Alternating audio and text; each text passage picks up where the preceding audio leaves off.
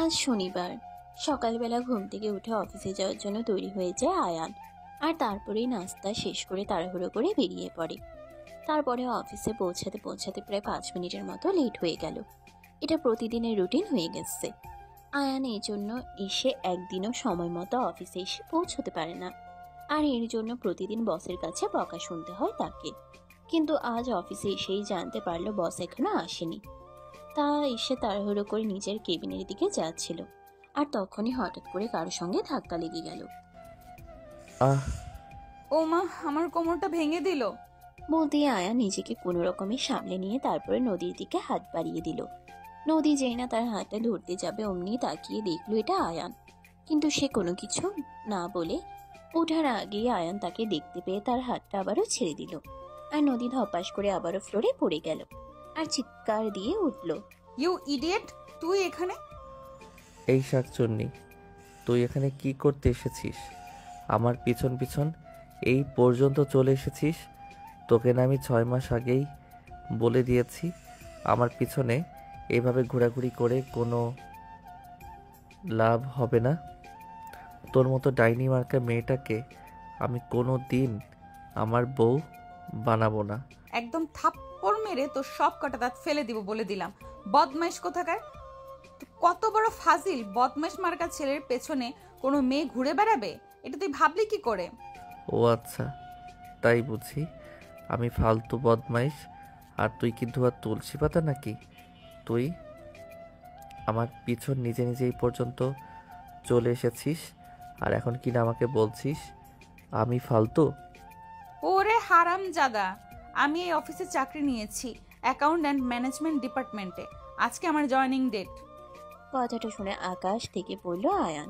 আর সে মাথায় হাত দিয়ে তখনই ফ্লোরে বসে পড়লো আর বলতে লাগলো, হায় আল্লাহ, এই ডাইনি এসব কি বলছে? আমার তো কোনো কিছুই মাথায় ঢুকছে না। এই ডাইনিটাকে তুমি কেন এখানে নিয়ে এসেছো? আমার জীবনটাকে 3 বছর জ্বালিয়ে পুড়িয়ে ছারখার করে দিয়েছে, আর এখন কিনা এখানে এসেছে আরও জ্বালানোর জন্য। আল্লাহ, তুমি এই ডাইনিকে এক্ষুনি এখান থেকে বিদায় করে দাও। কথাটা শোনা মাত্রই প্রচন্ড পরিমাণে খেপে গেল নদী।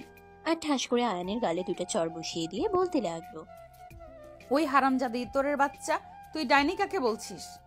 তুই ডাইনি, তোর 14 গোষ্ঠী ডাইনি। দেখ, একদম ভালো হবে না বলে দিয়েছি। আমার সঙ্গে লাগতে আসিস না, তাহলে কিন্তু এর পরিণাম খুব খারাপ হবে।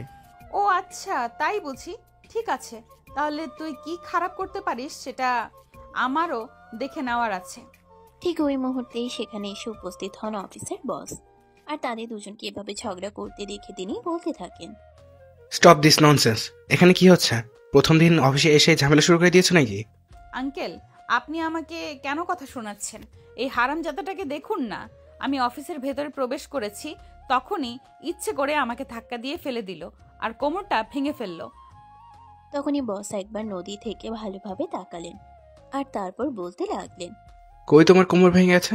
আমি তো দেখছি তুমি একদম সোজা সুস্থ অবস্থায় দাঁড়িয়ে আছো। তখনই পাশ থেকে আয়ান বলতে থাকে, হ্যাঁ বস, আপনি একদম ঠিক কথাই বলেছেন। দেখুন কেমন মিথ্যাবাদী। অফিসে আসতে না আসতেই আমার নামে আপনার কাছে বদনাম করা শুরু করে দিয়েছে। সে ভেবেছে আমার নামে বদনাম করলে আপনি আমাকে অফিস থেকে বের করে দিবেন আর ও এখানে শান্তিতে থাকতে পারবে। তোমরা দুজনেই চুপ করো। আমি তোমাদের কাছ থেকে কোনো রিক্রুটমেন্ট নিতে চাচ্ছি না। আয়ান, তুমি তোমার নিজের কেবিনে যাও। আর নদী, তুমি আমার সঙ্গে আসো। আঙ্কেল, আমি আপনার অফিসে চাকরি করি, তবেই করব যদি এই হারামজাদাটাকে অফিস থেকে বের করে দেন। তা না হলে আমি এখানে চাকরি করব না। আর এসব কি বলছো তুমি? ছেলেটা যথেষ্ট ভালো এবং মেধাবী, অফিসের সমস্ত কাজ খুব ভালোভাবে সম্পন্ন করে, তাই তাকে এই অফিসে রাখা হয়েছে। ও আচ্ছা, তাহলে ঠিক আছে। তাহলে আমি অফিসে চাকরি করব না, কারণ এই হারামজাদার সঙ্গে আমি কোনোভাবেই অ্যাডজাস্ট করে চলতে পারবো না। নদী প্লিজ, তুমি তোমার মাথাটা ঠান্ডা করো আর আমার কথা একটু মন দিয়ে শোনো। তোমার বাবা আর আমি সেই ছোটবেলা থেকে বন্ধু, দুজন একসঙ্গে রয়েছে। তোমার বাবার আর্থিক অবস্থা একটু খারাপ, সেই জন্যই তোমাকে বাইরে এসে চাকরি করতে হচ্ছে।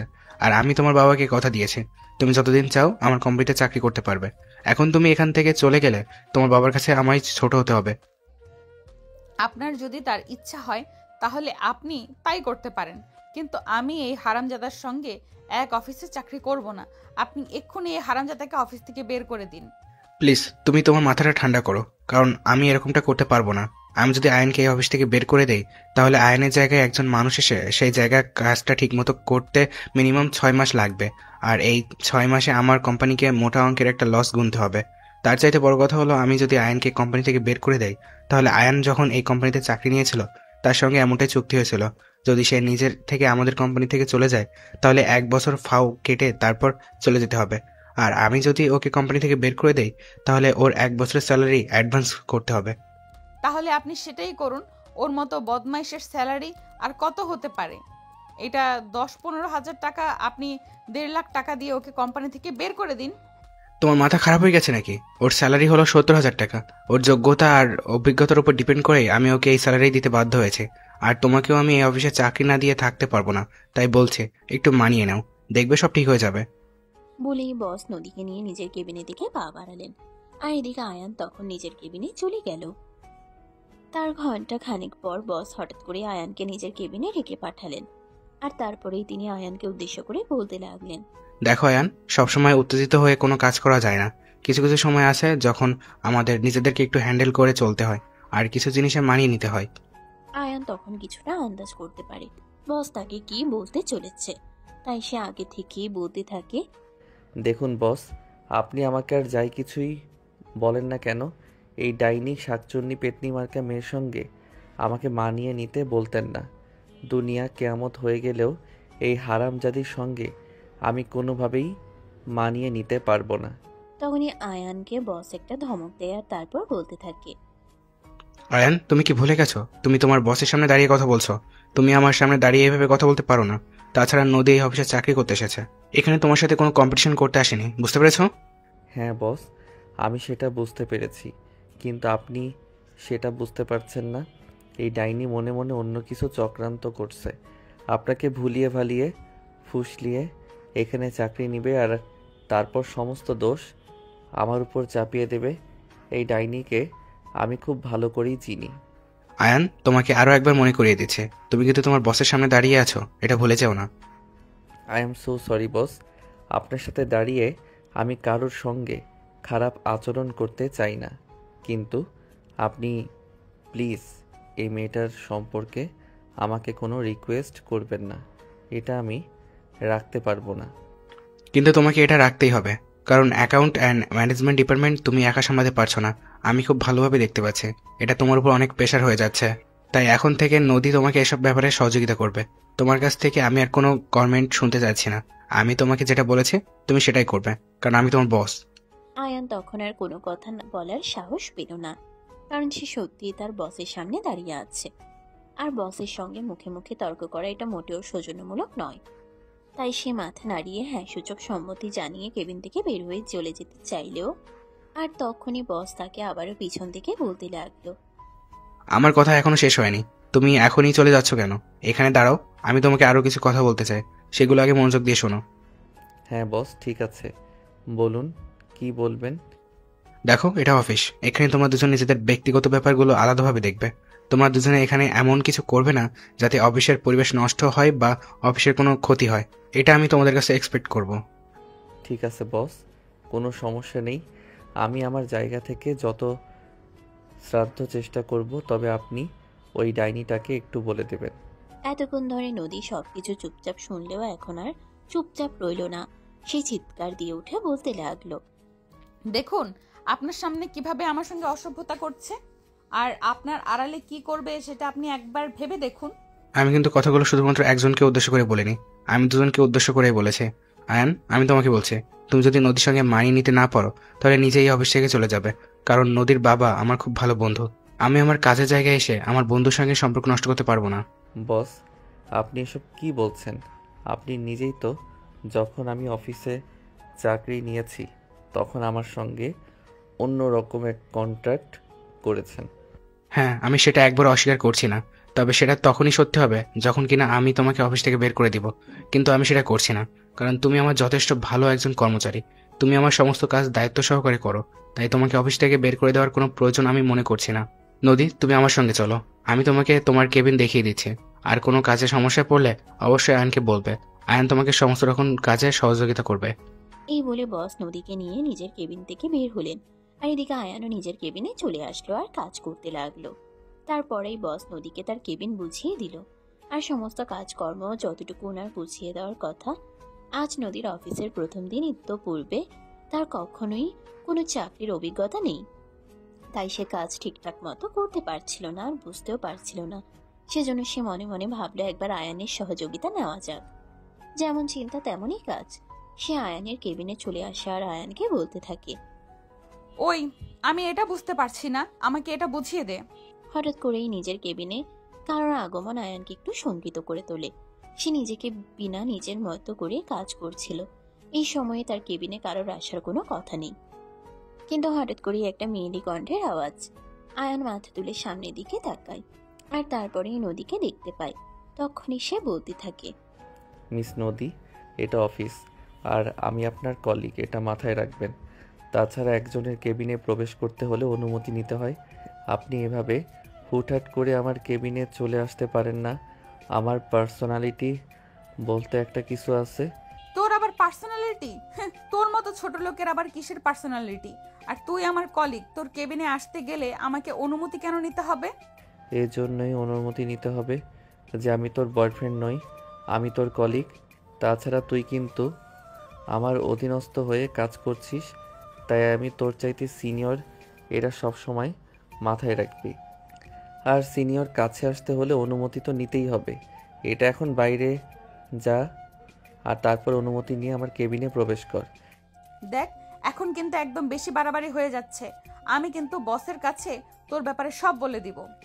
যা গিয়ে বল না, আমি কি তোকে একবারও নিষেধ করেছি নাকি? আমি তো নিজেই তাকে বলছি তুই বসের কাছে আমার ব্যাপারে বিচার দে, তারপর দেখি বস আমার কি বিচার করে। বলতেই নদী কিছুটা রেগে গেল আর সে বলতে লাগলো, আচ্ছা ঠিক আছে, কোনো সমস্যা নেই, আমি বসের কাছে তোর নামে এক্ষুনি কমপ্লেন করব। আর তারপর তুই বুঝতে পারবি আমাকে খেপানো কতটা সহজ আর কতটা মজা। আরে বাবা, তুই যা না, এখন এখানে দাঁড়িয়ে আছিস কেন? তাড়াতাড়ি যা, আমার নামে বসের কাছে বিচার দিয়ে। আর আমি এদিকে ইঁদুরের গর্ত খুঁজে বেড়াই, কারণ লুকাতে হবে তো আমাকে। আয়ান এভাবে কথা বলছে আর নদীর আগে ফুসফুস করছে।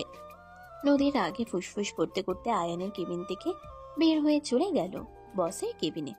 বস নিজের কম্পিউটারে কোনো একটা কাজ করছিলেন আর তখনই নদী বসের কেবিনে প্রবেশ করতে করতে বলতে লাগলো, আঙ্কেল, আমি আপনাকে আগেই বলেছিলাম এই হারামজাদার সঙ্গে আমি কোনোভাবেই কাজ করতে পারবো না, কিন্তু আপনি আমার কোনো কথাই শুনলেন না। আপনি আমাকে এই হারামজাদার সঙ্গে কাজ করতে দিলেন, আর এখন এই হারামজাদা আমার সঙ্গে কি করেছে সেটা আপনি জানেন? আমি তো একটা কাজ করছিলাম, আর তুমি যদি সেটা আমাকে না বলো তাহলে আমি জানবো কি করে? বলো কি করেছে আয়ন? আমি একটা কাজ বুঝতে পারছিলাম না, সেই জন্য তার কেবিনে গিয়েছিলাম তাকে এটা বলতে, আমাকে কাজটা বুঝিয়ে দেওয়ার জন্য। কিন্তু সে আমাকে কাজটা তো বুঝিয়ে দিলই না, উল্টো আমার সঙ্গে খারাপ আচরণ করছে।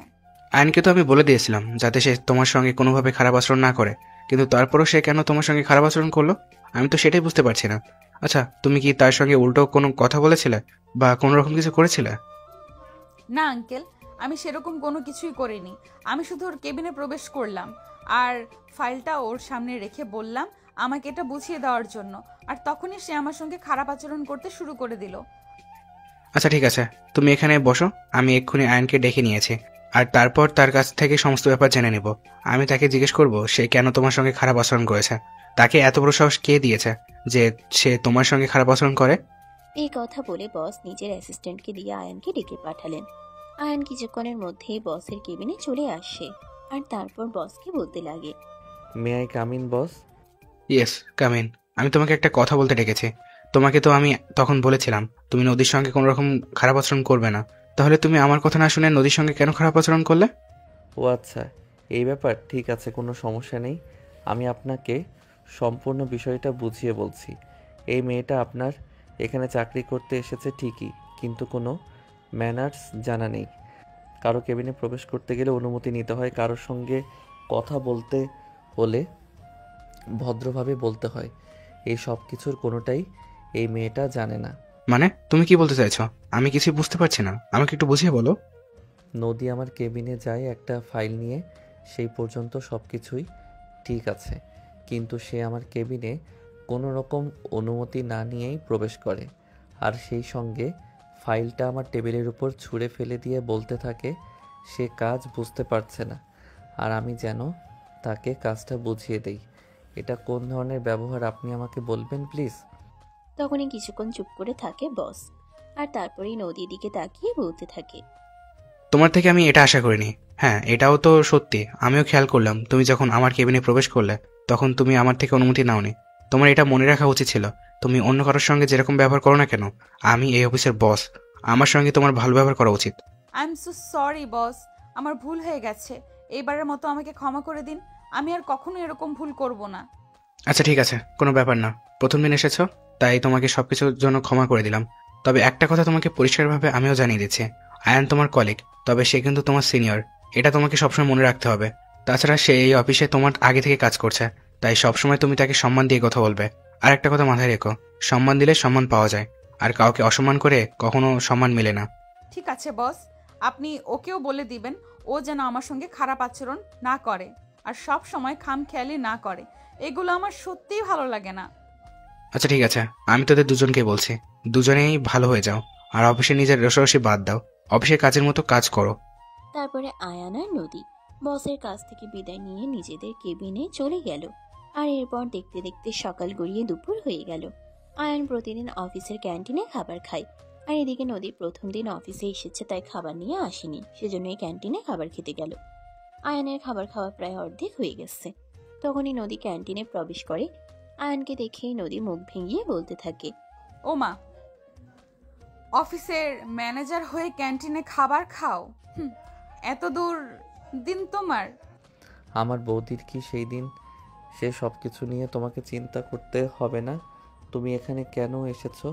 আমি না হয় গরিব ছোট লোক, কিন্তু তুমি তো বড়লোক বাবার মেয়ে। তোমাকে কেন ক্যান্টিনের খাবার খেতে হবে? এই শোনো, একদম আমাকে খুঁচিয়ে কথা বলবে না। আমি ইচ্ছে করে এখানে খাবার খেতে আসিনি। আজ অফিসে প্রথম দিন এসেছি, তাই খাবার নিয়ে আসিনি, সেজন্য খাবার খেতে এসেছি। এখানে এভাবে কথা বলার কোনো কিছু নেই। এই বলে নদী তার জন্য খাবার অর্ডার করলো আর তারপর খাবার খেতে লাগলো। এদিকে আয়ানের খাওয়া শেষ হয়ে যাওয়াতে আয়ান ক্যান্টিন থেকে বের হয়ে চলে যায়। দেখতে দেখতে অফিস টাইম শেষ হয়ে গেল। সন্ধ্যা 7টায় অফিস থেকে দুজন একসঙ্গে বের হলো। অফিস থেকে বের হয়ে আয়ান একটা রিক্সা নিয়ে বাসায় চলে গেল। আর এদিকে নদী বেশ কিছুক্ষণ দাঁড়িয়ে রইল, কিন্তু তারপর আর কোনো রিক্সা পাচ্ছিল না। রিক্সা পেতে পেতে প্রায় 1 ঘন্টার মতো সময় লেগে গেল। আর তারপর সে নিজের বাসায় চলে গেল। আয়ান বাসায় আসতেই তার আম্মু দরজা খুলে দেয়, আর সে ড্রয়িং রুমে গিয়ে বসে। তখনই তার আম্মু তার জন্য 1 গ্লাস লেবুর শরবত বানিয়ে নিয়ে আসলো, আর সেটা আয়ানের হাতে তুলে দিয়ে বলতে লাগলো, দেখ বাবা, যা গরম পড়েছে, একটু সাবধানে থাকিস, আর দিনের বেলায় একটু বেশি করে পানি খাস, তা না হলে আবার কখন জানি শরীর খারাপ হয়ে যায়। যেখানে ভাগ্যটাই খারাপ সেখানে আর শরীর ভালো খারাপের চিন্তা করে কি লাভ আছে?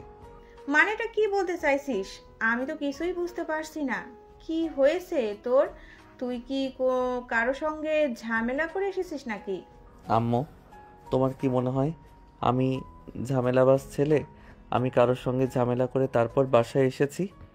আরে বাবা, আমি তোকে সেই কথা কখন বললাম? আমি দেখলাম যে তুই অনেকটা ক্লান্ত, তাই তোকে এমন কথা বললাম। এখানে এভাবে রিয়াক্ট করার কি আছে? আম্মু, আমার সঙ্গে কথা বলো না, এমনিতেই মেজাজ খারাপ আছে। অফিসে একটা ডাইনি চাকরি নিয়েছে। এটা শুনে আয়ানের আম্মু বলতে থাকে, মানে এসব তুই কি বলছিস? তোর কি মাথা খারাপ হয়ে গেছে নাকি? ডাইনি আবার অফিসে চাকরি নিতে পারে কি করে? ওসব তুমি বুঝবে না আম্মু। এখনকার যুগে ডাইনিদেরও চাকরি করতে প্রয়োজন পড়ে। যাই হোক, আমি আমার রুমে যাচ্ছি, কিছুক্ষণ বিশ্রাম নেব। আমাকে কেউ ডাকাডাকি করবে না। যখন আমার খাবার সময় হবে আমি নিজেই খাবার খেতে চলে আসব। আচ্ছা বাবা, ঠিক আছে, সে তুই যেটা ভালো মনে করিস সেটাই কর। আমি তোকে একেবারে কিছুই বলবো না।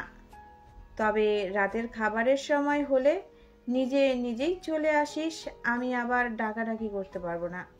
আয়ান তখন তার আম্মুর কথার কোনো উত্তর না দিয়ে সোজা নিজের রুমে চলে গেল, আর রুমের ভিতর প্রবেশ করে সঙ্গে সঙ্গে দরজাটা লাগিয়ে দিল। জামা কাপড় চেঞ্জ করে ফ্রেশ হয়ে শুয়ে দিল একটা ঘুম। এদিকে রাত 9টার মতো বাজে। তখনই তার ছোট বোন তার রুমের দরজায় নক করতে থাকে। এই ভাইয়া, ভাইয়া কোথায় তুই? আয়ান তখন ঘুম ঘুম চোখে রুমের দরজাটা খুলল আর তার বোনকে দেখেই বলতে লাগলো, আরে হারামজাদি, আমি না বলেছিলাম এভাবে ডাকাডাকি করবি না, কিন্তু আমার কোনো কথা শুনলি না কেন? আমি তো বলেছিলাম এখন আমার খুব ঘুম পাচ্ছে, আমাকে ঘুমাতে হবে। ভাইয়া, তুই আমার সঙ্গে কেন এরকম করছিস? তুই আমাকে প্রতিদিন রাখতে হয় না, আর আজ তুই বাসায় এসে বিছানায় শুয়ে ঘুমিয়ে পড়েছিস। আমার অঙ্কগুলো কে বুঝিয়ে দেবে বল শুনি? ও আল্লাহ, তুমি আমাকে রক্ষা করো। একদিকে অফিসে ওই ডাইনির খেলা, আর এদিকে বাসায় তোর জ্বালা, আমি কোন দিকে যাব বুঝতে পারছি না। আরে ভাইয়া, এসব তুই কি বলছিস? তোর কি মাথা খারাপ হয়ে গেছে নাকি? অফিসে আবার ডাইনি আসলো কই থেকে? দেখ, একদম মেজাজ খারাপ করবি না। তুই এখানে অঙ্ক করতে এসেছিস, আমি তোকে অঙ্ক বুঝিয়ে দিচ্ছি, তারপর চুপচাপ এখান থেকে চলে যা। আমার মুখের উপর একদম কথা বলবি না। আমাকে প্রশ্ন করা আমি পছন্দ করি না, এটা তো তুই খুব ভালো করেই জানিস। আচ্ছা বাবা, ঠিক আছে, কোনো সমস্যা নেই। আমি তোর অফিসের ব্যাপারে কোনো প্রশ্ন করব না, আর তোর অফিসের ব্যাপারে কোনো প্রশ্ন করার কোনো ইচ্ছা আগ্রহ কোনোটাই আমার নেই। তুই শুধু আমার অঙ্কটা আমাকে করে দে, তারপর আমি এখান থেকে চুপচাপ চলে যাব। তোর ব্যাপারে আমি আর কোনো কথা বলবো না, এই যে কান ধরে বলছি। বলতে বলতে তিশা রুমের ভিতর প্রবেশ করলো আর আয়ানের বিছানার উপরে গিয়ে বসলো। আয়ান তখন তিশাকে অঙ্কগুলো বুঝিয়ে দিল আর তারপরেই তিশা আয়ানের রুম থেকে চলে গেল। আর এদিকে তখনই আয়ানের আম্মু সবাইকে খাবার টেবিলে ডাকলো। আয়ান তখন আর না ঘুমিয়ে খাবার টেবিলে চলে গেল। খাবার খাওয়া শেষ হলে সে আবারও নিজের রুমে এসে বিছানায় শুয়ে ঘুমিয়ে পড়ল। আর পরের দিন সকালবেলা যথা নিয়মে ঘুম থেকে উঠে অফিসের জন্য তৈরি হয়ে গেল। খাওয়া দাওয়া শেষ করে ঘরের দিকে তাকিয়ে দেখতে পেল বেলা অলরেডি 9:10 বেজে গেছে আর তার অফিস 9:30। অফিস থেকে বাসার দূরত্ব প্রায় আধা ঘন্টার। এখন সে কিভাবে পৌঁছাবে? রাস্তায় যদি যানজট লেগে যায় তাহলে তো আর কথাই নেই। তাড়াহুড়ো করে আয়ান বাসা থেকে বের হয়ে গেল। বাসার সামনে কোনো রিক্সা পাচ্ছিল না, তাই সে হেঁটেই সামনের দিকে এগোচ্ছিল। প্রায় অর্ধেক রাস্তা যাওয়ার পর একটা রিক্সা পেল, কিন্তু যতক্ষণে অলরেডি 9:35 বেজে গেছে। অলরেডি অফিসের টাইম 5 মিনিট ওভার হয়ে গেছে। তাড়াহুড়ো করে রিক্সায় উঠে বসলো আর তারপর রিক্সাওয়ালাকে তাড়াতাড়ি করে রিক্সা চালাতে বলল। রিক্সাওয়ালা অনেক দ্রুত রিক্সা চালিয়ে অফিসের সামনে এসে যখন পৌঁছালো তখন 9:45 বাজে। অফিসে এসে আয়ান তাড়াহুড়ো করে নিজের কেবিনে ঢুকে গেল। আর তখনই নদী আয়ানের কেবিনের দরজায় নক করে বলতে লাগলো, এই যে মিস্টার আয়ান, আজ আপনি অফিসে 15 মিনিট লেট করে প্রবেশ করেছেন, সেই জন্য বস আপনাকে নিজের কেবিনে ডেকেছেন। আচ্ছা ঠিক আছে, আমি বসের কেবিনে চলে যাব। এখন তুমি আমার চোখের সামনে থেকে সরো। সকালবেলা আমার মাথা গরম করো না। আমার জন্য মাথা গরম করতে হবে না, বসের কেবিনে যান, তাহলে বস নিজেই আপনার মাথা ঠান্ডা করে দেবে। বলেই মুখটাকে একটা ভেঙচি মেরে নদী আয়ানের কেবিন থেকে বের হয়ে চলে গেল। আর এদিকে তখন আয়ান তার ব্যাগটা টেবিলের উপর রেখে তারপরে কেবিন থেকে বের হয়ে বসের কেবিনের দিকে পা বাড়ায়। কেবিনের দরজার সামনে দাঁড়িয়ে আয়ান বসকে উদ্দেশ্য করে বলে, বস, মে আই কামিং? আর কামিং বলতে হবে না, ভেতরে এসো। তুমি এসব কি শুরু করেছো? প্রতিদিন অফিসে লেট করে কেন আসো? আর তুমি তো 15 মিনিট লেট করে অফিসে এসেছো, কিন্তু ছুটির সময় তো ঠিক সময়ে অফিস থেকে বের হয়ে যাও, পারলে আরো 5 মিনিট আগে। এসব কিছু কেন করছো? বস, আমি তো ইচ্ছা করে লেট করি না। সকালবেলা ঘুম থেকে উঠতে একটু দেরি হয়ে যায়, সেজন্যই লেট হয়ে যায়। তাছাড়া আপনি তো জানেন আমি একটু ঘুম পাগল মানুষ, আমার একটু ঘুম বেশি। আমি কোনো কথা শুনতে চাই না, কোনো এক্সকিউজও শুনতে চাই না। তোমাকে আমি পরিষ্কারভাবে জানিয়ে দিচ্ছি, কাল থেকে যদি অফিসে আসতে লেট হয় তাহলে কিন্তু তোমার স্যালারি থেকে টাকা কেটে নেওয়া হবে। কারণ নদী একজন মেয়ে মানুষ, সকালবেলা ঘুম থেকে উঠে ফ্রেশ হয়ে রেডি হতে তাদের অনেক সময় লাগে, কিন্তু ছেলেদের সেটা লাগে না। তারপরেও যদি নদী সঠিক সময় অফিসে এসে পৌঁছাতে পারে, তাহলে তুমি কেন অফিসে এসে ঠিক সময় মতো পৌঁছাতে পারবে না? ঠিক আছে, বস, কোনো সমস্যা নেই। কাল থেকে আমি সময় মতো অফিসে আসার চেষ্টা করব। পারলে আরও 5 মিনিট আগে অফিসে এসে পৌঁছাবো।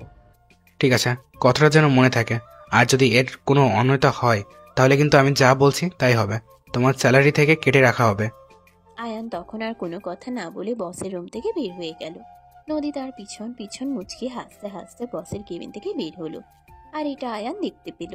আর তখনই সে নদীর থুতনি চেপে ধরে বলতে লাগলো, ওই হারামজাদি, তুই কেন করছিস আমার সঙ্গে এরকম? আমি অফিসে দেরি করে আসি, তাতে তোর কি সমস্যা? কেন তুই বসের কাছে বিচার দিয়েছিস?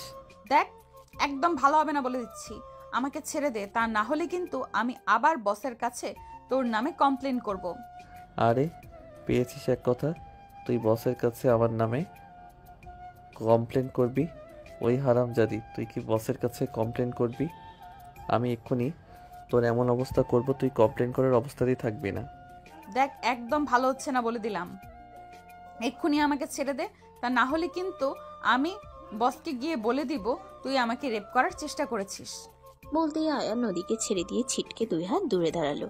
আর তারপর বলতে লাগলো, তোরা তো মেয়েরা এটাই পারিস, তোদের আর কোনো খেয়ে দেয়ে কাজ নেই। তোদের শুধু একটাই কাজ, ছেলেদেরকে কোনোভাবে ফাঁসিয়ে এসব কথা বলা। তবে একটা কথা খুব ভালোভাবে মাথায় ঢুকিয়ে নে, যত যাই কিছু হয়ে যাক না কেন, আমি তোর মতো ফকিন্নিকে কোনোদিনও আমার জীবনে ব্যাক করব না। তোর মতো শাকচুন্নি মার্কা মেয়ের আমার জীবনে কোনো জায়গা নেই। আমার বই গেছে তোর মতো ফাজিলের সঙ্গে আবার রিলেশনে ব্যাক করতে। গিয়ে নিজের কাজ কর। এই বলে নদী তার কেবিনে চলে গেল। আর আয়ানও তার কেবিনে চলে আসলো আর মনে মনে ভাবতে লাগলো, কেন যে এরকম একটা শাকচুন্নিটার কপালে এসে জুটেছে, এটাই সে বুঝতে পারছে না। এই শাকচুন্নিটা আজ থেকে 6 মাস আগে 3 বছর জ্বালিয়েছে, আর এখন আবার জ্বালাতে এই পর্যন্ত চলে এসেছে। কেন করছে এরকম, এসবই তো চিন্তা করছিল।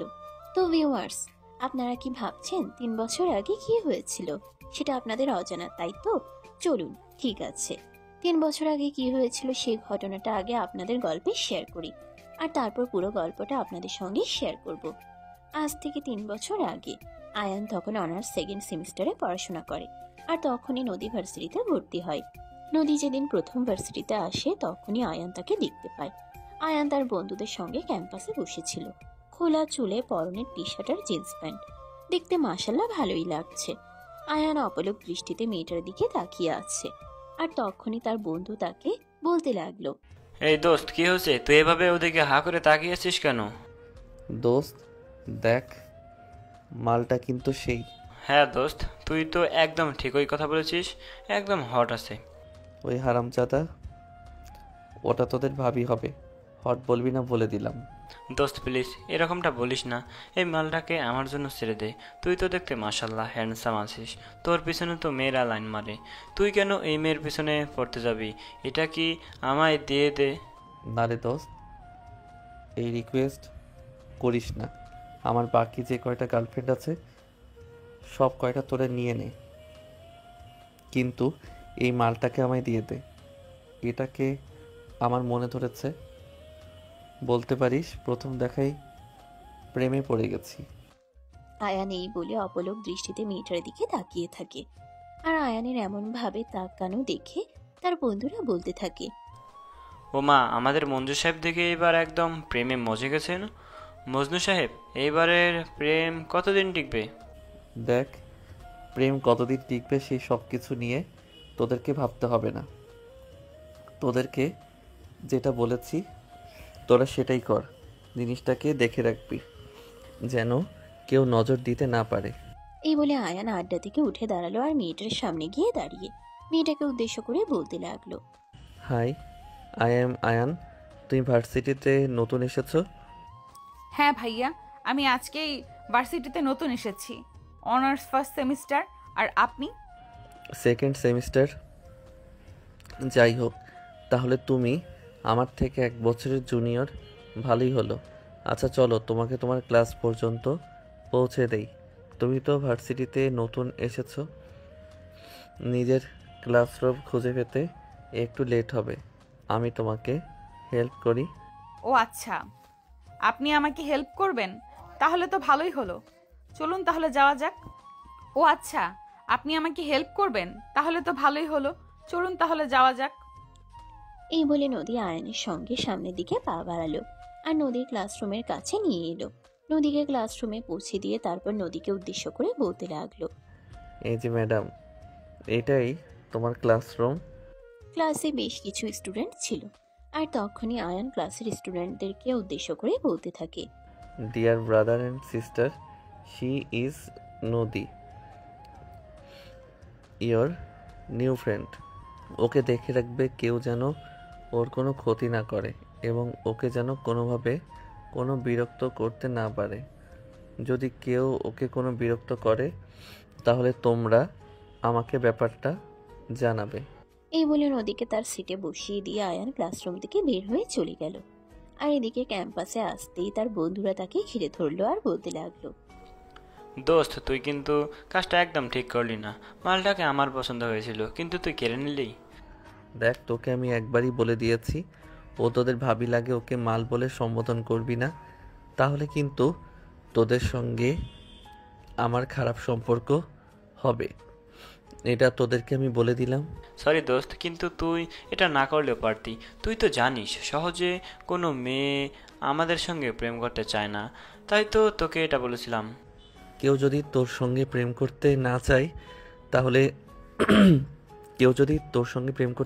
তাহলে সেটা তোদের সমস্যা, আমার সমস্যা নয়। আর এটা দেখার আমার কোনো প্রয়োজন নেই। বাই দ্য ওয়ে, ক্লাসের টাইম হয়ে গেছে, চলো ক্লাসে যাওয়া যাক। এই বলে আয়ান তার বন্ধুদেরকে নিয়ে ক্লাসরুমের দিকে রওনা দিল। কিছুক্ষণের মধ্যেই ক্লাস টিচার চলে আসে আর ক্লাস শুরু হয়ে যায়। এভাবে দেখতে দেখতে দিনটা কেটে গেল। ভার্সিটি ছুটি হলো সেদিন দুপুর 2টায়। আয়ান ভার্সিটির গেটের সামনে দাঁড়িয়ে রইল কখন নদী ভার্সিটি থেকে বের হবে, নদীর সঙ্গে একটু কথা বলবে তাই। নদী 5 মিনিট পর ক্যাম্পাস থেকে বের হলো। যেই না গেটের সামনে আসবে তখনই আয়ান তার সামনে গিয়ে দাঁড়ালো আর বলতে লাগলো, তোমার বাসা কোথায়? চলো তোমাকে আমি তোমার বাসা পর্যন্ত পৌঁছে দিয়ে আসি। না ভাইয়া, সেটার কোনো প্রয়োজন হবে না। আমি একা একাই বাসা পর্যন্ত চলে যেতে পারবো। আপনাকে আমার সঙ্গে কোনো কষ্ট করতে হবে না। এমনিতেই সকালবেলা আপনি আমাকে আমার ক্লাসরুম খুঁজে দিয়েছেন, তার জন্য আপনাকে মেনি মেনি থ্যাঙ্কস। এটা এমন কি কঠিন কাজ? তুমি ভার্সিটিতে নতুন এসেছো, তোমাকে সাহায্য করা আমাদের কর্তব্য। যাই হোক, চলো তোমাকে তোমার বাসা পর্যন্ত পৌঁছে দিয়ে আসি। তখনই নদী একটু ক্ষেপে যায় আর বলতে থাকে, আপনাকে আমি সহজ বাংলা ভাষায় যা বললাম তা বুঝতে পারেননি। আমাকে আমার বাসা পর্যন্ত আপনি পৌঁছে দিতে হবে না। আমার 2টা পা আছে, আমি বাসায় সময় মতো পৌঁছে যেতে পারবো। আপনারা ছেলেরা কি মনে করেন নিজেদের? আমি তো সেটাই বুঝতে পারি না। সকালবেলা আমাকে একটু সাহায্য করেছেন আর তার জন্য এখন আমার সঙ্গে এইভাবে কথা বলার চান্স খুঁজছেন। আরে, এটা তুমি কেমন কথা বলছো? তোমার সঙ্গে কথা বলার জন্য আমি কেন চান্স খুঁজতে যাব? তুমি নতুন এসেছো ভার্সিটিতে, তাই তোমাকে প্রোটেক্ট করা সিনিয়র হিসেবে আমাদের দায়িত্ব। আপনার দায়িত্ব আপনার পকেটে রাখেন।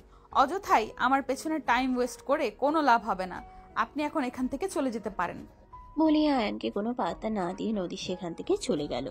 আর একটু পরেই একটা রিক্সা চলে আসে। নদী রিক্সায় উঠে বাসায় চলে যায়। এদিকে আয়ান তখনও সেখানেই দাঁড়িয়ে আছে। তখনই আয়ানের বন্ধুরা সেখানে এসে পৌঁছায়। আয়ানকে এভাবে দাঁড়িয়ে থাকতে দেখে বলতে থাকে, কি ব্যাপার দোস্ত, রোমিও হওয়ার আগে জুলিয়েট সেকা দিয়ে চলে গেল নাকি? দেখ, একদম ফালতু কথা বলবি না। ফালতু কথা আমার একদম ভালো লাগে না। তোকে কে বললো আমাকে ও ছ্যাঁকা দিয়ে চলে গেছে? ওর বাসা ভার্সিটি থেকে কাছেই, তাই বলল ওর সঙ্গে যেতে হবে না, ও একা একাই চলে যেতে পারবে। তাই তো চলে যেতে দিয়েছি, কারণ পাখিকে খাঁচায় বন্দি করার আগেই এতটা পরাধীনতা দিতে নেই। তাহলে তো সে আমাকে ভুল বুঝবে আর আমাকে ফেলে অনেক দূরে চলে যাবে। এই বলে কথাটা কাটিয়ে নিল আয়ান। আর তারপরেই বন্ধুদের থেকে বিদায় নিয়ে বাসায় চলে আসলো। কিন্তু বাসায় আসার পরেও সে কোনোভাবেই নদীর চেহারাটা ভুলতে পারছিল না। বারবার তার চোখের সামনে নদীর চেহারাটা ভেসে উঠছিল। তার মনে হচ্ছিল এই বুঝি নদী, তার সামনে এসে দাঁড়ালো। এই বুঝি নদী তার পাশে বসে আছে, এই বুঝি নদী তার সঙ্গে কথা বলছে। তার সময় যেন কোনোভাবেই কাটতে চাইছিল না। রাত 11টা বাজে, মোবাইল হাতে নিয়ে ফেসবুকে স্ক্রল করছে।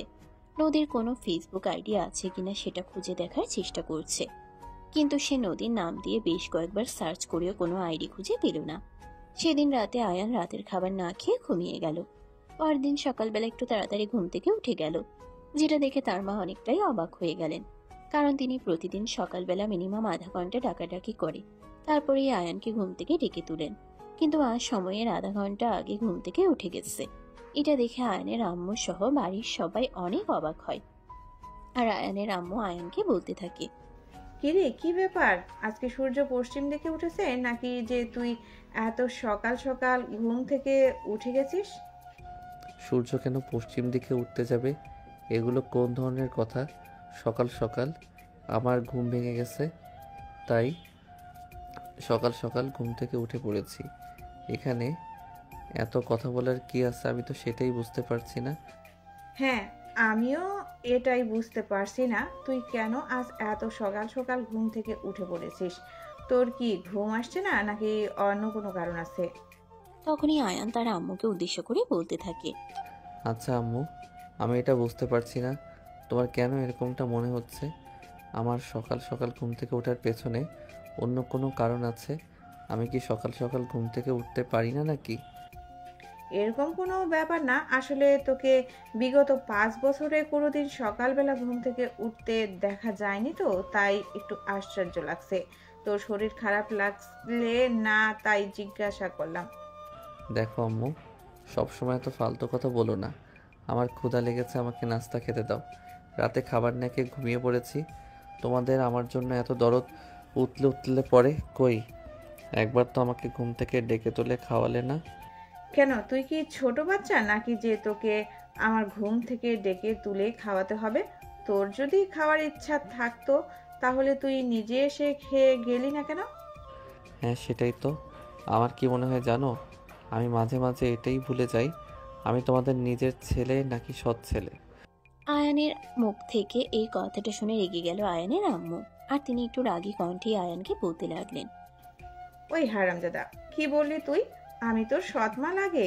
ঠিক আছে, আজ থেকে তুই আমাকে মা বলে ডাকবি না, তুই আমাকে সৎ মা বলে ডাকবি। ও বা, এখন দেখছি সব দোষ আমার ঘাড়ের উপর চলে আসছে। এখানে আমার কি দোষ? আমি রাতে খাবার না খেয়ে ঘুমিয়ে পড়লাম, আর তোমরা একবার আমাকে ডেকে খাবারটা খাওয়ানোর প্রয়োজন আছে বলেও মনে করলে না, আর এখন সব দোষ আমার ঘাড়ে চাপিয়ে দিচ্ছ। যার খাবার খেতে ইচ্ছে করবে সে নিজে এসে খাবার খেয়ে যাবে, আমি কাউকে ডেকে ডেকে খাবার খাওয়াতে পারবো না।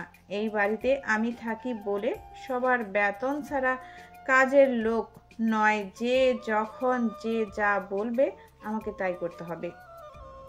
আম্মু, তোমার কি একবারও মনে হচ্ছে না তুমি এখন একটু বেশি বলে ফেলতেছো? যেটা বলা তোমার উচিত হচ্ছে না। না, আমার একবারও সেরকমটা মনে হচ্ছে না, কারণ আমি ভুল কোনো কথা বলছি না, যা বলছি একদম ঠিক কথাই বলছি।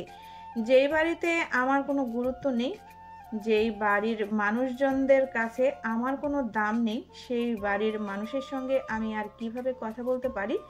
এই বাড়ির মানুষগুলোকে আমি কোনো একটা কথা বলে সেটা তাদের গায়ে লাগে না, অথচ তারা সব সময় আমার কাছ থেকে সব কিছু পারফেক্টভাবে পেতে চায় কেন? আম্মু, এই জন্যই বললাম আমি তোমার আপন ছেলে নাকি সৎ ছেলে।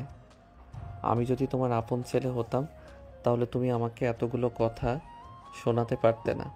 এটা শুনে আয়ানের আম্মু আরো রেগে গেল আর বলতে লাগলো, তুই এখনই আমার চোখের সামনে থেকে দূর হয়ে যা, আমি তোর চেহারাটাও দেখতে চাই না। আমার মেজাজ একদম খারাপ হয়ে যাচ্ছে, তুই যদি এখনো এখানে দাঁড়িয়ে থাকিস তাহলে কিন্তু খুব খারাপ কিছু হয়ে যাবে, এটা আমি তোকে বলে দিলাম। আয়ান তখন রেগে গিয়ে নাস্তা না করে বাসা থেকে বের হয়ে গেল। আর তারপর বইপত্র নিয়ে সোজা ভার্সিটিতে। ভার্সিটির টাইম তখনও আসেনি, সেরকম কেউ ভার্সিটিতে আসেনি। আয়ান একা একাই ক্যাম্পাসে বসে আছে। তখনই তার একদল বন্ধু ক্যাম্পাসে এসে প্রবেশ করে। আর আয়ানকে ক্যাম্পাসে দেখেই তারা বলতে থাকে। কিরে বেটা, কি খবর? তুই আজ এত সকাল সকাল ভার্সিটিতে চলে এসেছিস? এমনি আমার বাসায় থাকতে ভালো লাগছিল না, তাই চলে এসেছি। কিন্তু এখন মনে হচ্ছে আমি ভার্সিটিতে আগে আগে এসে তোদেরকে খুব বেশি সমস্যায় ফেলে দিয়েছি। আরে বেটা, তুই এভাবে কেন কথা বলছিস? আমি কখন থেকে এই কথা বললাম যে তুই আমাদেরকে ঝামেলায় ফেলে দিয়েছিস? আমি তো শুধু তোকে এইটা বললাম, তুই তো কখনো এত তাড়াতাড়ি ভার্সিটিতে আসিস না, তাহলে আজ কেন এসেছিস? আমার মন চেয়েছে তাই আমি এসেছি। আশা করি এতে তোর বা তোদের কোনো সমস্যা নেই, আর হবেও না। আয়ানের বন্ধুরা তখন খুব ভালোভাবে বুঝতে পারলো আয়ান প্রচন্ড পরিমাণে রেগে আছে, তাই তার সঙ্গে এই মুহূর্তে কথা না বলে থাকাটাই সবচাইতে বুদ্ধিমানের কাজ। তাই তার বন্ধুরা আর এই ব্যাপারে কোনো কথা বাড়ালো না। তারা চুপচাপ আয়ানের পাশে বসে রইল। দেখতে দেখতে ভার্সিটির সময় হয়ে গেল। ভার্সিটির স্টুডেন্টরা একে একে সবাই ক্যাম্পাসে চলে এসেছে। এদিকে আয়ান হাঁ করে ভার্সিটির গেটের দিকে তাকিয়ে আছে। আয়ানকে এভাবে ভার্সিটির গেটের দিকে তাকিয়ে থাকতে দেখে তার এক বন্ধু বলে, কি রে দোস্ত, তোর ব্যাপারটা কি? আমরা তো কিছুই বুঝতে পারতেছি না। তুই এইভাবে গেটের দিকে হাঁ করে তাকিয়ে আছিস কেন? সব কিছুই তোদেরকে জানতে হবে, বুঝতে হবে। এরকমটা কোন হাদিসে লেখা আছে নাকি? থাকলে আমাকে ওই হাদিসটা একটু দেখাস। সত্যি তো বুঝতে পারতেছি না তোর কি হয়েছে। তুই কেন আমাদের সবার সঙ্গে এরকম আচরণ করছিস? তোর যদি কোনো সমস্যা হয়ে থাকে তাহলে তুই সেটা আমাদেরকে বলতে পারিস। আমরা আমাদের জায়গা থেকে যথাসাধ্য চেষ্টা করব তোকে এই ঝামেলা থেকে ছুটি আনার জন্য। কিন্তু তুই যদি আমাদেরকে কোনো কিছুই না বলিস তাহলে সেটা বুঝবো কি করে? একদম কথা বলবি না, চুপচাপ বসে থাক। আমি যেটা করছি সেটা আমাকে করতে দিয়ে কথা বলে আমায় কেন বিরক্ত করিস না? এই বলে আয়ান আবারও এক দৃষ্টিতে ভার্সিটির গেটের দিকে তাকিয়ে থাকে। আর তখনই নদী ভার্সিটির গেট দিয়ে ক্যাম্পাসে প্রবেশ করে। আজ নদীকে গতকালকের চাইতে অন্যরকম লাগছে, একটু বেশি সুন্দরই লাগছে। আজ নদী খুবই সুন্দর একটা থ্রি পিস পরে ভার্সিটিতে এসেছে। সেই সঙ্গে কানে এক সেট ঝুমকো আর হাতে কাছে চুড়ি। এক কথায় অসাধারণ লাগছে নদীকে দেখতে। আয়ান একদম হাঁ করে নদীর দিকে তাকিয়ে আছে। আর তখনই তার এক বন্ধু এটা দেখতে পায় আর বলতে থাকে, ও আচ্ছা, এই ব্যাপার। তাহলে তাহলে তুই এই জন্য এভাবে ওই দিকে তাকিয়ে আছিস, তাই না? হ্যাঁ, আমি ওর জন্যই ওই দিকে তাকিয়ে আছি। কেন, তোদের কোনো সমস্যা হচ্ছে নাকি? আমি তো সেটাই বুঝতে পারছি না। আচ্ছা দোস্ত, আমি এটা বুঝতে পারছি না তুই আমাদের সঙ্গে এভাবে কেন কথা বলছিস আর কেন বারবার ঝামেলার বাঁধানোর চেষ্টা করছিস। তুই একটা মেয়ের দিকে তাকিয়ে আছিস, সেটা আমাদের কেন কোনো সমস্যা হতে যাবে? তুই আমাদের বন্ধু, তোর ভালোতে আমরা কেন হিংসায় জ্বলে পুড়ে শেষ হয়ে যাব বলতে পারিস? কারণ শুধুমাত্র একটাই, যে তোদের কোনো গার্লফ্রেন্ড নেই আর আমি তোদের সামনে এত সুন্দরী একটা মেয়ের সঙ্গে প্রেম করতে চলেছি। আর তাই তোদের খুব বেশি হিংসা হচ্ছে, সেই জন্য তোরা চাইছিস না এই মেয়েটার সঙ্গে আমার সম্পর্কটা হোক। দূর বেটা, তোর মাথা খারাপ হয়ে গেছে নাকি? সামান্য একটা মেয়ের জন্য আমরা আমাদের বন্ধুত্বের সম্পর্ক নষ্ট করব? এরকমটা কখনোই হতে পারে না। আমাদের কাছে সবার আগে আমাদের বন্ধুত্ব, আর তারপর পৃথিবীর সব কিছু।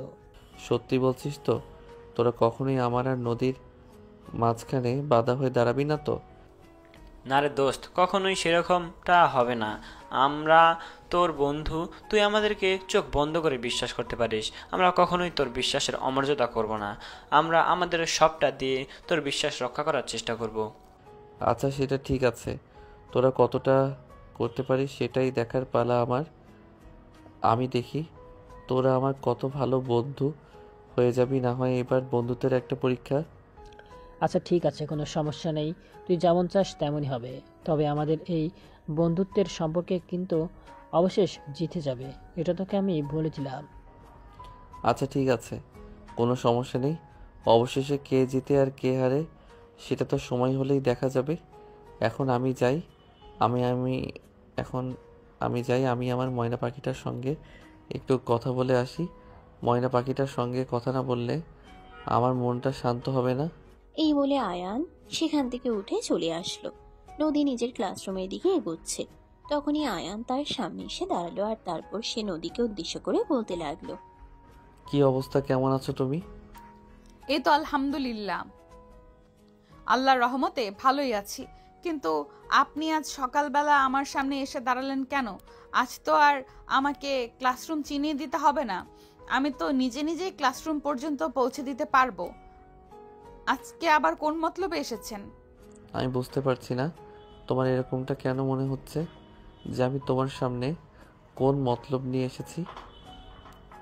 শোনো, আমি ঘুরিয়ে পেঁচিয়ে কথা বলা একদম পছন্দ করি না। আমি চ্যাট ফরওয়ার্ড একজন মানুষ। আমার মনে যা আসে আমি মুখে তাই বলে দেই। তোমাকে প্রথম দেখাতেই আমি ভালোবেসে ফেলেছি।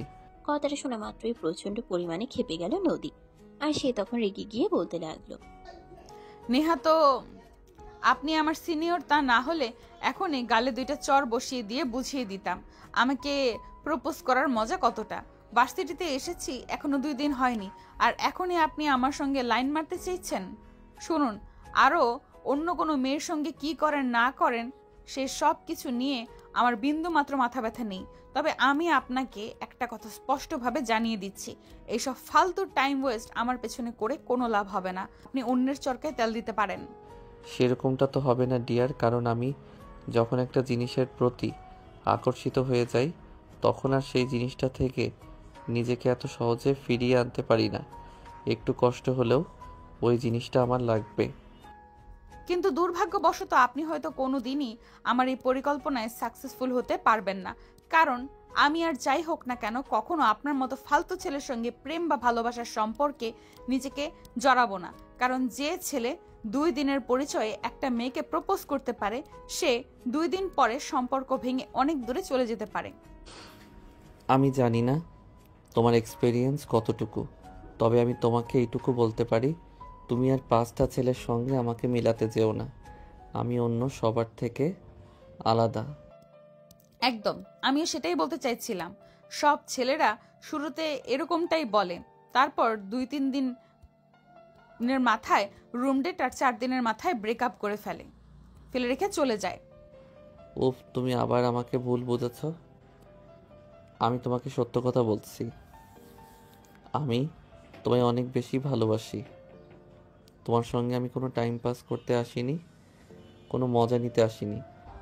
শোনো, জীবনে অনেক মেয়ের সঙ্গে প্রেম করেছি, কিন্তু এই প্রথমবার তোমাকে দেখে আমি ভালোবেসে ফেলেছি। ভালোবাসার প্রেম দুটি সম্পূর্ণ আলাদা জিনিস।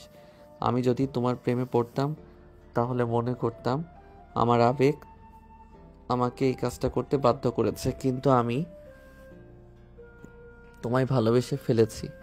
দেখুন, আমি সত্যি বলছি, আপনার সঙ্গে ফালতু কথা বলে সময় নষ্ট করার কোনো ইচ্ছে আমার নেই। আমার ক্লাসের টাইম হয়ে গেছে, আপনি আমার পথ থেকে সরে দাঁড়ান, তা না হলে কিন্তু আমি ভার্সিটির প্রিন্সিপালের কাছে আপনার নামে কমপ্লেন করতে বাধ্য হব, আর আশা করি সেটা আপনার জন্য খুব ভালো হবে না। তখনই একটা মেয়ে এসে নদীর পাশে দাঁড়ায় আর নদীকে বলতে থাকে, এই ফ্রেন্ড, কি অবস্থা, কেমন আছো? হাই, এই তো আলহামদুলিল্লাহ ভালো, তোমার কি অবস্থা? আলহামদুলিল্লাহ। চলো, ক্লাসে টাইম হয়ে গেছে, ক্লাসে যাওয়া যাক। তাই? হ্যাঁ তাই, চলো। আমিও ক্লাসের দিকেই করছিলাম, আর তখনই তুমি চলে আসলে। যাই হোক, ভালোই হলো। এ বলে নদী আর তার বান্ধবী রিয়া নিজেদের ক্লাসে চলে গেল, আর এদিকে আয়ান তখনও সেখানেই দাঁড়িয়ে রইল আর নদীর চলে যাওয়া দেখছিল। তখনই পিছন থেকে তার এক বন্ধু তার কাঁধে হাত রেখে বলতে থাকে, দোস্ত, এভাবে হতাশ হলে চলবে না, হাল ছেড়ে দিলে চলবে না, তোকে জিততে হবে আর জিতে দেখাতে হবে। আমরা তোর পাশে আছি, আমরা সব রকম হেল্প করবো তোকে। তোরা আর কি হেল্প করবি? ও তো আমাকে কোনো পাত্তাই দিল না, আমার কথা কি কোনো গুরুত্ব না দিয়ে এখান থেকে চলে গেল। আমি বুঝতে পারছি না কেন করছে আমার সঙ্গে এরকম। কাম অন ডিয়ার, ওরা মেয়ে মানুষ, ওরা একটু এরকম করবে, কিন্তু তাই বলে হাল ছেড়ে দিলে চলবে নাকি? ওদের পিছনে আছার মতো লেগে থাকতে হবে, তবেই না ওরা পড়বে। কিন্তু দোস্ত, তুই তো খুব ভালো করে জানিস একটা জিনিসের পিছনে বেশি দিন লেগে থাকার অভ্যাস আমার নেই। তবে এই মেয়েটাকে একটু হার্ড বলেই মনে হচ্ছে। কিভাবে খুব তাড়াতাড়ি ওর মন গলাতে পারবো সেই ট্রিক তোদের জানা থাকলে আমাকে বল। ও, সব কিছু তো আমাদের জানা নেই। তুই তো খুব ভালো করেই জানিস কোনো মেয়ে আমাদের সঙ্গে সহজে প্রেম করতে চায় না, আর সেজন্যই আমরা প্রেমের ট্রিক্স সম্পর্কে জানি না, তবে আমার মনে হয় অন্য কোনো কিছু ট্রাই করতে হবে নতুনভাবে। কি ট্রাই করা যায় বলতো? আরে দোস্ত, পেয়ে গেছি আইডিয়া। সামনে তো নবীনবরণ অনুষ্ঠান আছে, সেদিন তুই ওকে প্রপোজ করবি, আর এমনভাবে প্রপোজ করবি যাতে না বলতে পারে। হ্যাঁ দোস্ত, সূর্য একদম ঠিক কথাই বলেছে। তুই ওই দিন ওই মেয়েটাকে প্রপোজ করবি, আমার মনে হয় তাহলে রাজি হয়ে যাবে। আচ্ছা ঠিক আছে, আমিও আল্লাহর কাছে প্রার্থনা করছি তোদের দোয়া যেন কবুল হয়, আল্লাহ যেন আমার মনের কথা শুনতে পান, আর আমার ভালোবাসার পছন্দের মানুষটাকে আমার কাছে ফিরিয়ে দেন। এই বলে তার বন্ধুদেরকে নিয়ে ক্লাসরুমে চলে গেল। এরপর দিনগুলো এভাবেই চলছিল।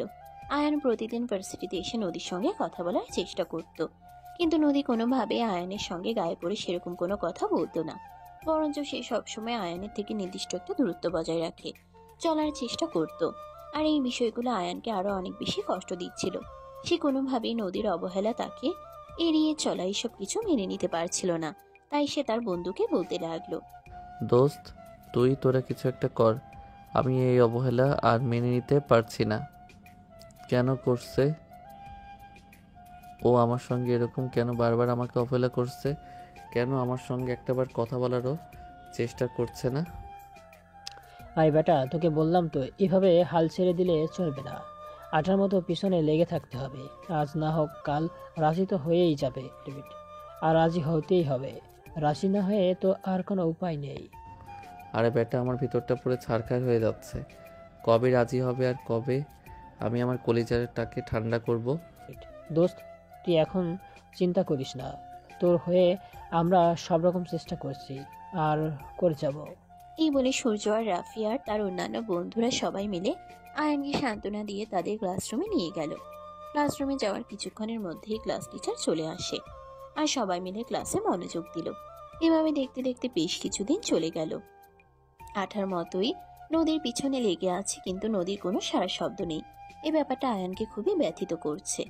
আয়ান নদীর এই অবহেলা আর মেনে নিতে পারছে না। তার যেন মন চাইছে এক্ষুনি জোর করে নদীকে দিয়ে সে তার ভালোবাসার কথাই স্বীকার করিয়ে নেবে, কিন্তু এটা সম্ভব নয়। নদী যথেষ্ট রাগী একটা মেয়ে, তাকে দিয়ে জোর করে কোনো কিছু করানো একেবারেই অসম্ভব। তাই আয়ান তার বন্ধুদেরকে বলতে থাকে, দোস্ত কিভাবে কি করব কিছুই তো বুঝতে পারছি না। মেয়েটাকে এখনো পটাতে পারলাম না। তোরা প্লিজ আমার জন্য কিছু একটা তো কর। আচ্ছা দোস্ত, ঠিক আছে, কোনো সমস্যা নেই। আজ তোর হয়ে আমরা নদীর সঙ্গে কথা বলবো। আজ এটার এসপার ওসপার কিছু একটা করেই ছাড়বো। হয় তোর সঙ্গে প্রেম করবে, নয়তো এই ভার্সিটি ছেড়ে চলে যাবে। ভার্সিটি ছেড়ে চলে যাওয়ার কথাটা শুনতেই আয়ানের মুখটা গম্ভীর হয়ে গেল, আর সে তার বন্ধুকে বলতে লাগলো, দোস্ত এরকম কথা বলিস না, এসব কথা শুনতে একদম ভালো লাগে না। ও যদি এখান থেকে চলে যায় তাহলে তো আমি ওকে পাওয়ার সমস্ত আশাই হারিয়ে ফেলবো। আমি তো আর ওকে কোনোদিনও খুঁজে পাবো না। তাহলে তোরা কেন এরকম কথা বলছিস? আরে ভাই, এটা তো আমরা কথার কথা বললাম। তুই আমাদের উপর একটু ভরসা কর, আমরা তোর ভালোবাসাকে পেতে সব রকম সাহায্য করব। আমরা আজকে এই নদীর সঙ্গে কথা বলবো, এটা তো তোকে কথা দিয়েছি, তাই নয় কি? তুই একটু নিশ্চিন্তে থাক আর তোর মাথাটা ঠান্ডা রাখ। এই বলে তার বন্ধুরা অপেক্ষা করতে লাগলো কখন নদী ভার্সিটিতে আসবে। প্রায় 10 মিনিট পর নদী একা একা ভার্সিটির ক্যাম্পাসে প্রবেশ করছিল। তখনই আয়ানের সব বন্ধুরা নদীকে গিয়ে ঘিরে ধরলো। এতগুলো ছেলের নদীকে ঘিরে ধরেছে এটা দেখে নদী কিছুটা ভয় পেয়ে গেল আর বলতে লাগলো, কি হয়েছে তোমাদের? তোমরা সবাই মিলে এভাবে আমাকে ঘিরে ধরেছো কেন? আমরা তোমাকে কিছু বলতে চাই। আজ তোমাকে একটা সিদ্ধান্ত নিতে হবে, হয়তো তুমি এই ভার্সিটিতে থাকবে, নয়তো এই ভার্সিটি ছেড়ে চলে যাবে। আপনার কি আমাকে মগের মুল্লুক পেয়েছেন নাকি? আপনাদের কথায় আমি ভার্সিটি ছেড়ে চলে যাব? ভার্সিটি কি আপনাদের বাপদাদা সম্পত্তি নাকি? দেখো, আমরা তোমার সিনিয়র, তাই আমাদের সঙ্গে এরকম ব্যবহার করবে না। নিহাত তোমাকে আমাদের বন্ধু পছন্দ করে, তাই বলে তোমার সঙ্গে এভাবে ভদ্র ভাষায় কথা বলছি।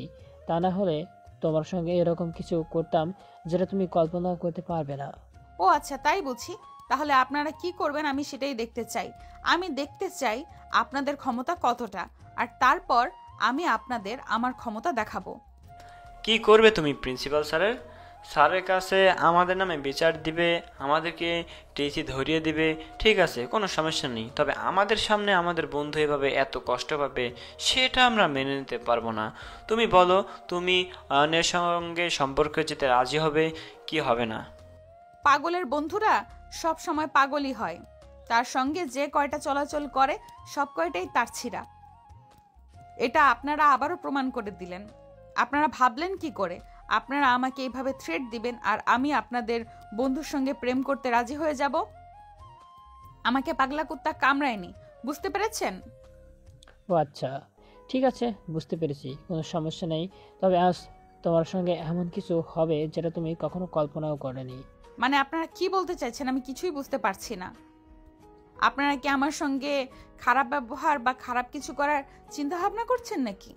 তখনই সবাই মিলে একসঙ্গে হাসতে হাসতে নদীকে উদ্দেশ্য করে বলতে থাকে, পাগল তুমি, নাকি তোমার মাথা খারাপ?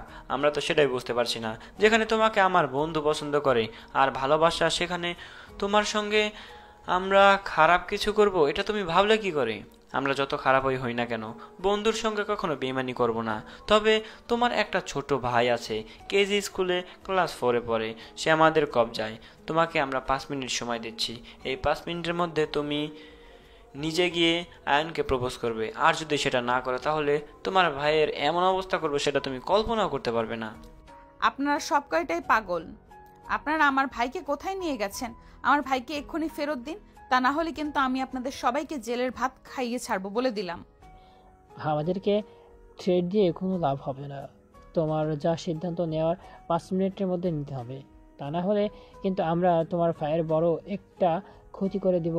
তখন কিন্তু আমাদেরকে জেলের ভাত খাওয়াবা আর ফাঁসির মঞ্চে তোলা, তাতে তোমার কোনো লাভ হবে না, কারণ তোমার ভাইকে আর কখনোই ফিরে পাবে না। আপনারা সত্যিই পাগল হয়ে গেছেন। আমার ভাইকে আমার আম্মু নিজে স্কুলে দিয়ে গেছে, আপনারা কোথায় পাবেন? নদী এই কথাটা বলতে দেরি করলো, কিন্তু রাফি তখনই তার মোবাইলটা বের করে একটা ভিডিও কল দিতে দেরি করলো না। আর ওই ভিডিও কলের ফুটেজে নদী দেখতে পেল সত্যিই তার ভাইকে একটা চেয়ারে বসিয়ে রাখা হয়েছে, তার হাত পা মুখ সবকিছু বেঁধে রাখা হয়েছে। এটা দেখে নদী চিৎকার করে বলতে লাগলো, আরে এইসব আপনারা আমার ভাইয়ের সঙ্গে এরকম কেন করছেন? আমার ভাইয়াকে এক্ষুনি ছেড়ে দিন। আমার ভাইয়াকে এক্ষুনি আমার কাছে নিয়ে আসেন, তা না হলে কিন্তু এর পরিণাম খুব খারাপ হবে, আমি বলে দিচ্ছি। যাও, আগে তুমি নিজে গিয়ে আমার বন্ধুকে তোমার ভালোবাসার কথা বলো। তুমি তুমি আমার বন্ধুকে প্রপোজ করবে, আর তারপরেই তোমার ভাইকে তোমার সামনে এনে দেব। তা না হলে কিন্তু ওকে একদম খুন করে ফেলবো, এটা তোমায় বলে দিলাম।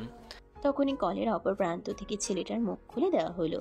ছেলেটার চোখ মেলে তাকিয়ে নদীকে দেখতে পেয়ে কান্না করতে করতে বলতে লাগলো, আপু তুমি আমাকে বাঁচাও, ওরা আমাকে তুলে এনেছে, আমাকে মারধর করছে, আমার খুব ভয় করছে আপু, প্লিজ তুমি আমাকে বাঁচাও।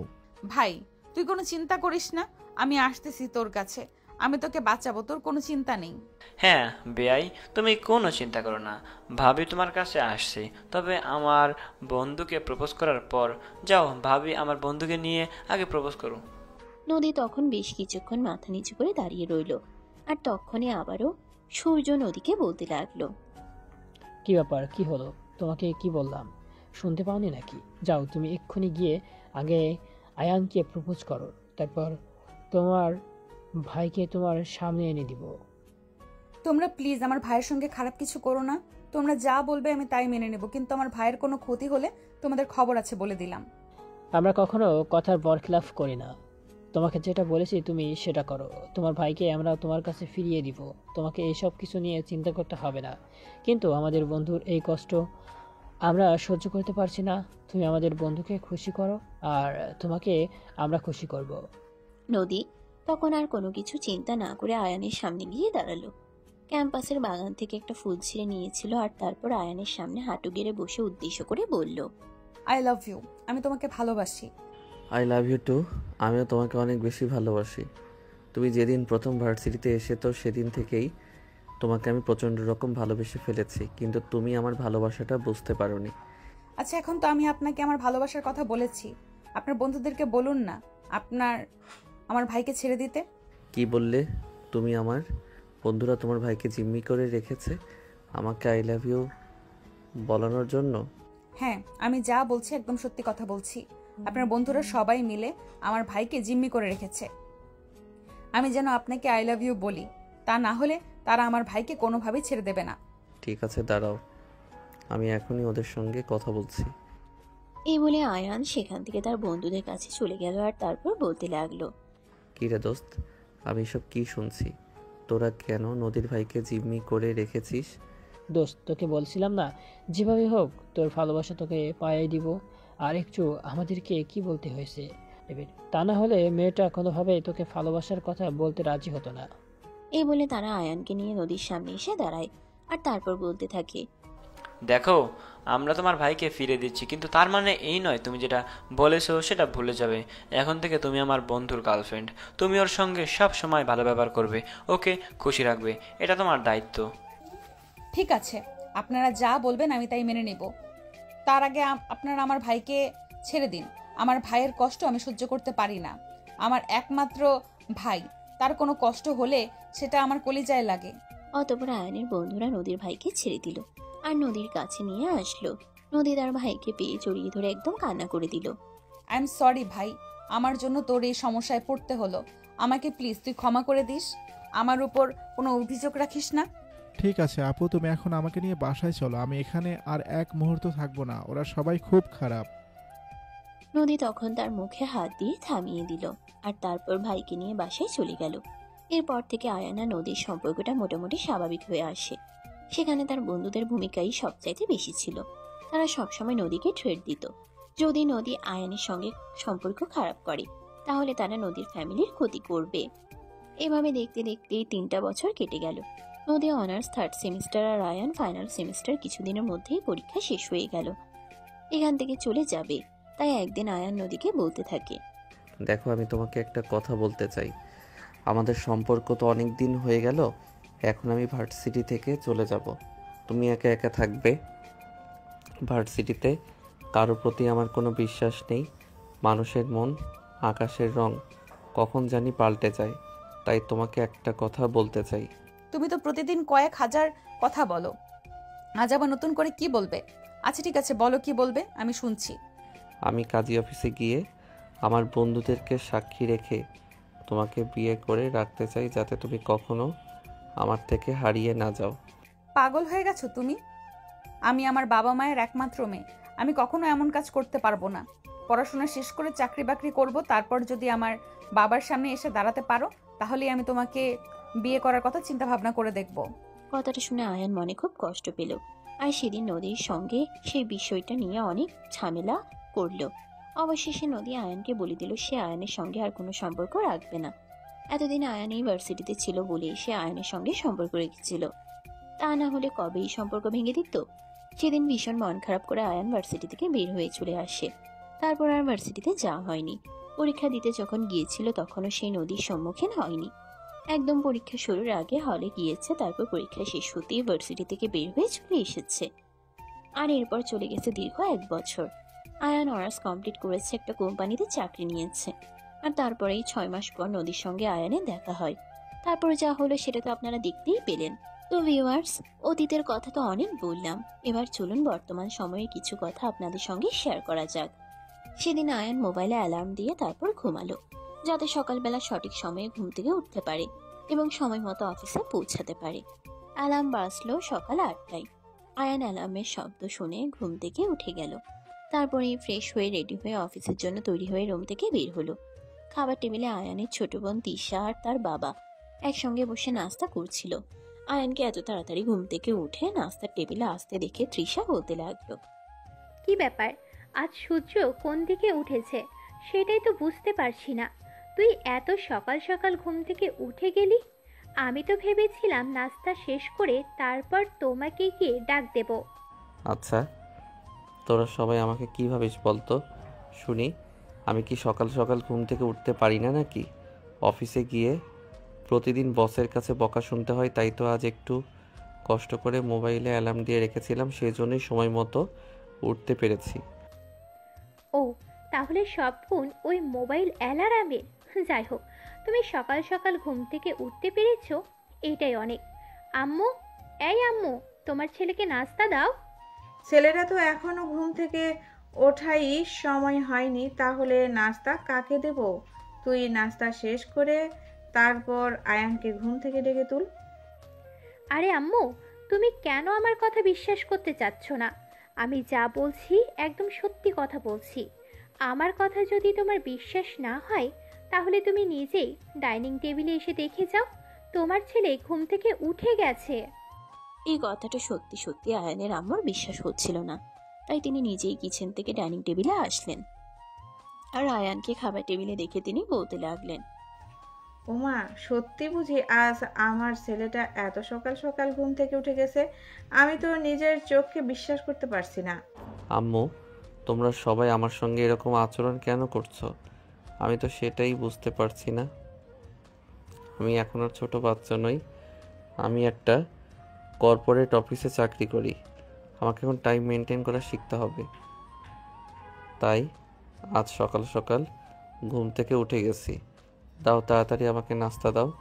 প্রতিদিনের মতো লেট করে অফিসে গেলে চলবে না, কারণ অফিসে এখন অনেক নতুন কর্মচারী নিযুক্ত হয়েছে। তারা সময় মতো অফিসে চলে আসে, তাই আমাকেও সময় মতো পৌঁছাতে হবে।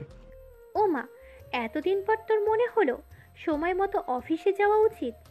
আমি তো ভাবতাম তোর জন্যই হয়তো অফিসটা তোর সময় মতো চলে, তাই তো তোকে কখনো কোনো কিছু বলতাম না। যাই হোক, এখন তুই এটা বুঝতে শিখে গেছিস যে অফিসে সময় মতো যেতে হয়, এতেই আমরা সবাই অনেক খুশি।